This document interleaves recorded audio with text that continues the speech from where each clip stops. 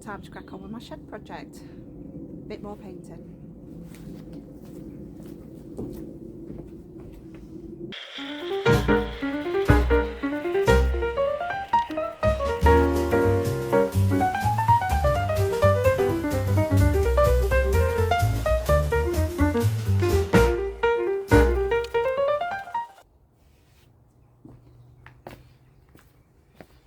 Right, I can imagine that some of you are wondering why I'm painting the inside of an old shed. Well, it was free. It was here when I came, inherited free shed, and why not use it as somewhere to sit and have a cup of tea? But it is very dark inside. It's all been done in this dark varnish inside and out, so just lightening it up really, making it pretty. Plus, I really love a shed makeover. I've got an obsession with shed makeovers and shed glow ups. The Veg Pot Man's shed gives me massive shed envy.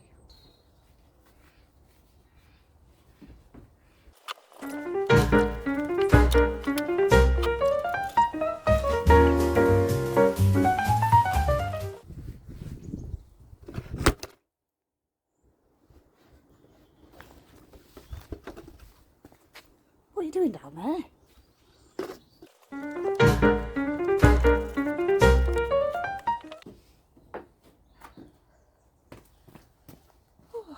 Right, that's the first coat done. It's looking brighter already. And it's time to pack away. But yeah, it's looking better. First coat completed.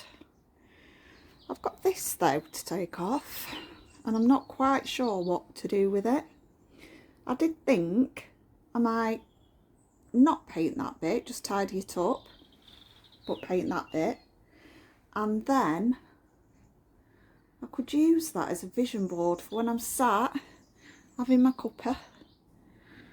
I can be looking at my vision board of all the things that I want to achieve on my allotment. Now you can pin little pictures to it and notes for myself. Vision board for the allotment, what do we think? Or should I just paint it and make it disappear into the background? Thoughts, people? Right, so time to lock that up. One of the other things that I wanted to say was, in my last video I was saying about how the chickens had got into this greenhouse and started to totally demolish all of the cabbage and broccoli, etc. that I've had growing. But I'd left the stalks in, and some of them are valiantly trying to grow. What do we think? Can I get people's opinions? Do I leave them in and see what they do, or do I pull it out and start fresh?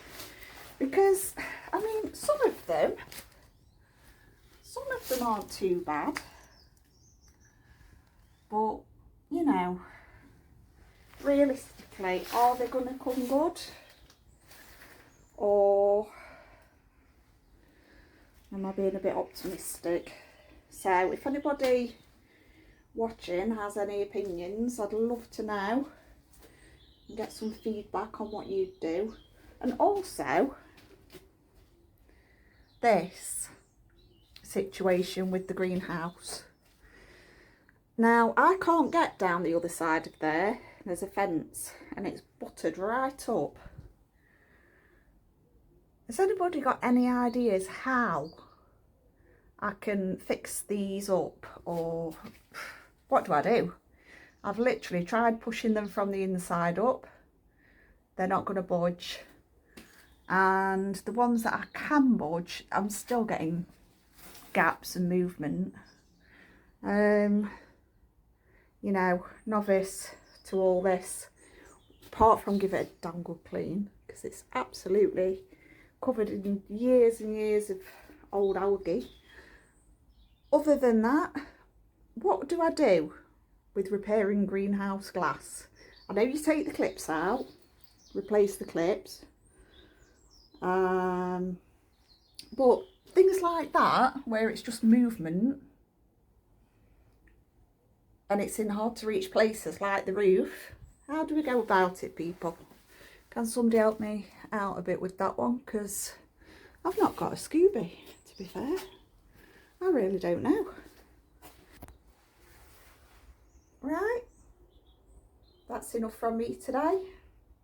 It's time to go and get a brew. The next day. Dresser moving day. So we've got a nice clean painted shed, and now we need to get the dresser all the way across to here.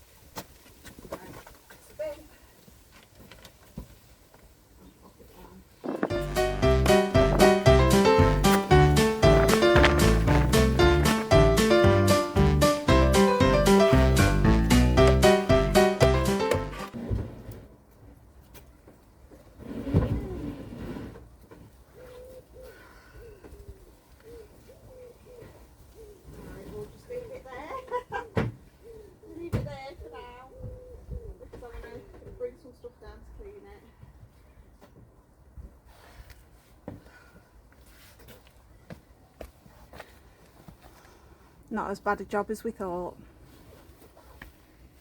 Many bad weather days later. Has anybody else seen this? There's a big fiery ball in the sky. Let's get something done while we've got it.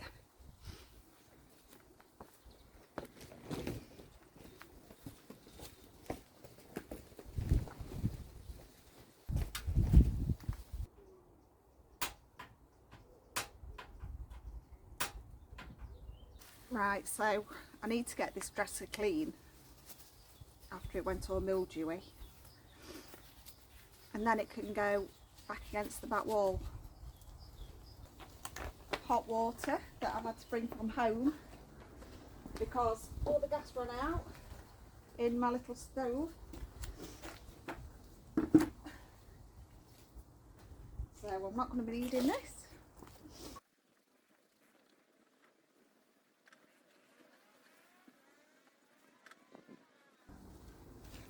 Not the first time I've done this, cleaning up old furniture.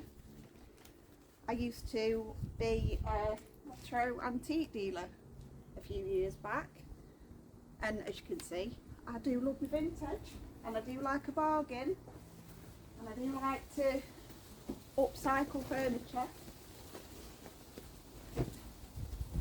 And this one was my £10 bargain.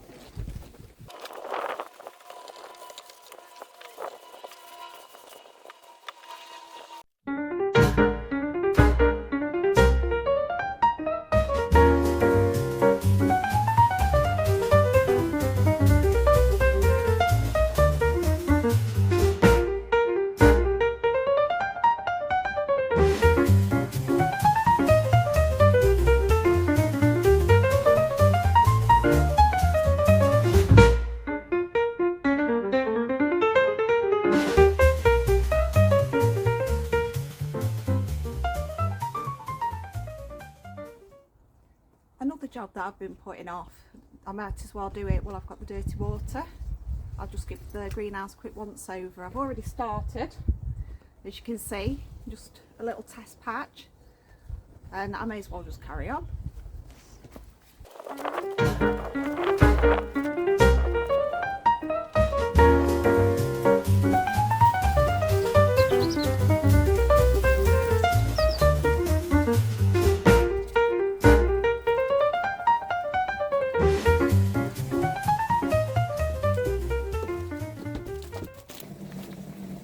Right, that's the outside finished.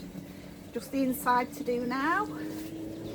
But that's for another day, and I'll bring the squeegee mop with me as well and do the roof, because I can't reach because I'm only this big. So, right, that's all I can do really today. It's starting to get dusky, so I'll say goodbye. A rainy day activity. Right, this is my ramshackle setup for sowing my chilies. We've got the lemon drop, we've got sugar rush peach, and we've got golden nugget. Now the lemon drop and the sugar rush peach I've never tried before, but the ones that I saw Jessie at plot 37 saying how good they were and how tasty they were, so I thought I'd have a go and see what they're like. And the golden nugget were the free seeds that I got sent by Red Dragon, along with the sugar rush peach.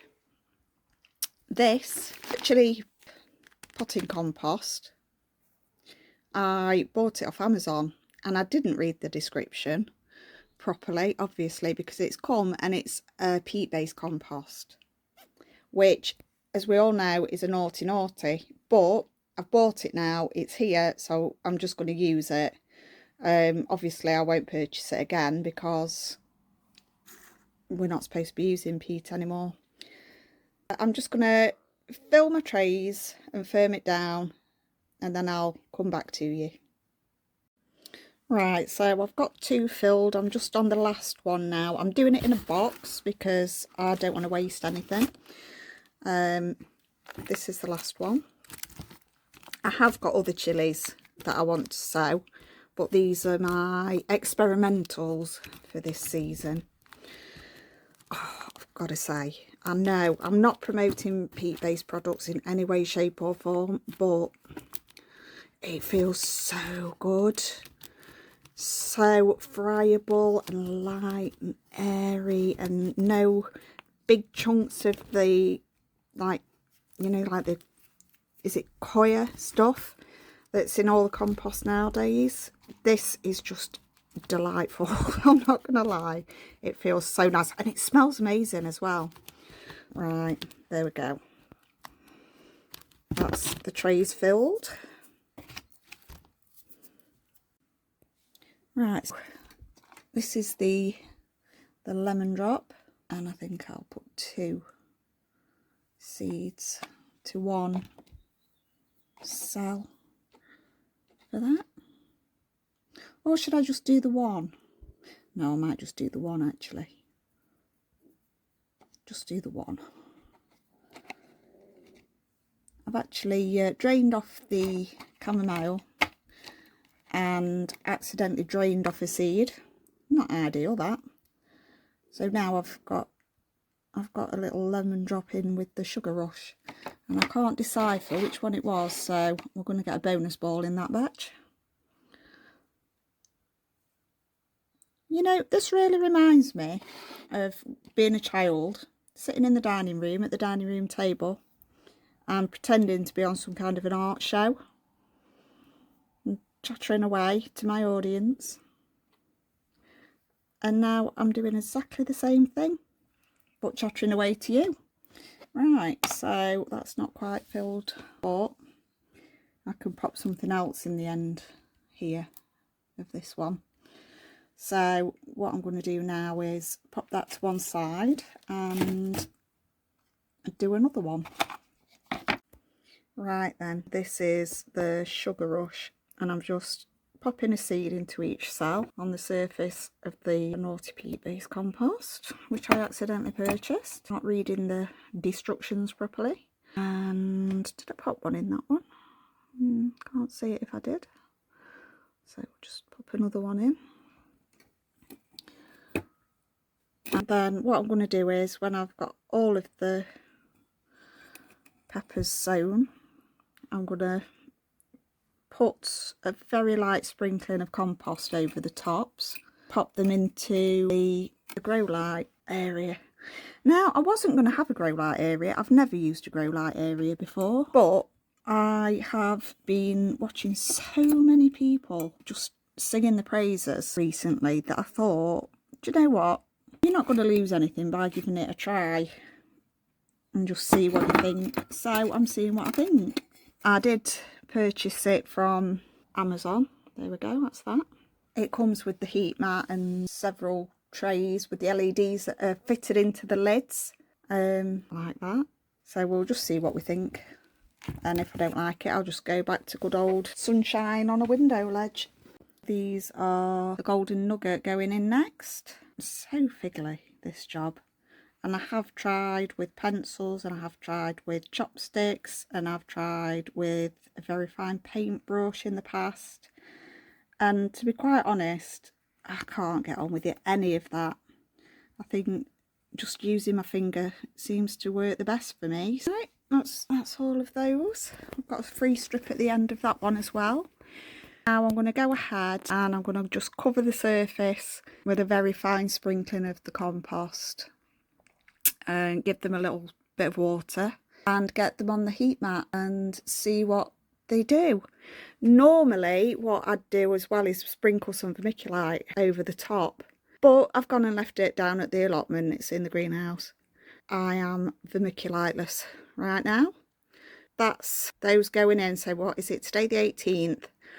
So when I get a bit of germination, I'll update you on how they're going. Right, I've got them all labelled up now. And those end cells that I'd not filled, I've dug out a packet of Quino Yellow. These are just some that I got sent for free with my subscriptions. Right, that's all of the chilies tucked in, cosy, and we'll see what they do. Fingers crossed. One of the things that I did want to mention is the chamomile tea to soak seeds in. Some years I've sown them directly and not soaked them, and they've come up absolutely fine. But a top tip that I did hear was about chamomile tea, and I did try this last year and it worked brilliantly. There's some sort of a compound in it that helps to break down the seed coat and soften it up ready.